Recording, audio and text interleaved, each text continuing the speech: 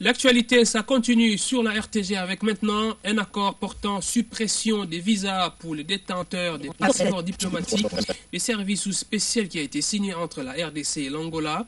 Les Congolais et les Angolais qui ont ce type de passeport n'auront plus besoin d'un visa pour voyager d'un pays à l'autre.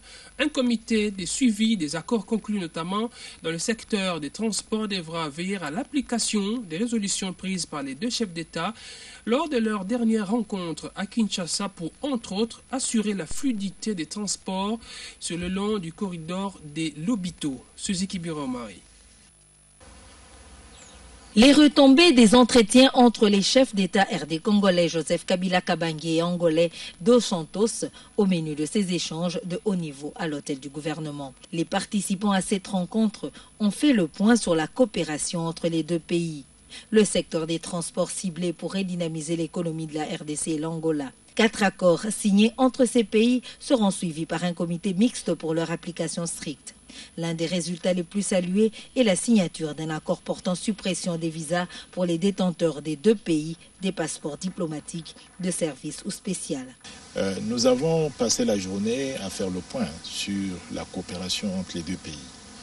L'échange a commencé par une discussion, une information réciproque sur l'état de l'économie des deux pays.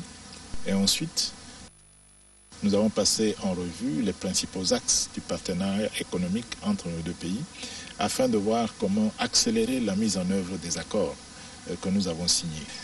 Nous avons aujourd'hui même signé un accord portant suppression des visas pour les détenteurs des deux pays, des passeports diplomatiques, de service ou spécial.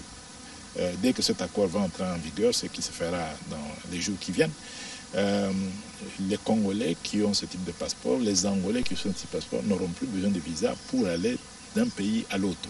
On prépare à ces discussions autour du Premier ministre Matata Ponyo, le ministre d'État et chef de la maison civile du président de la République angolaise, les ministres des Affaires étrangères, des commerces, transports et des hydrocarbures de la République démocratique du Congo.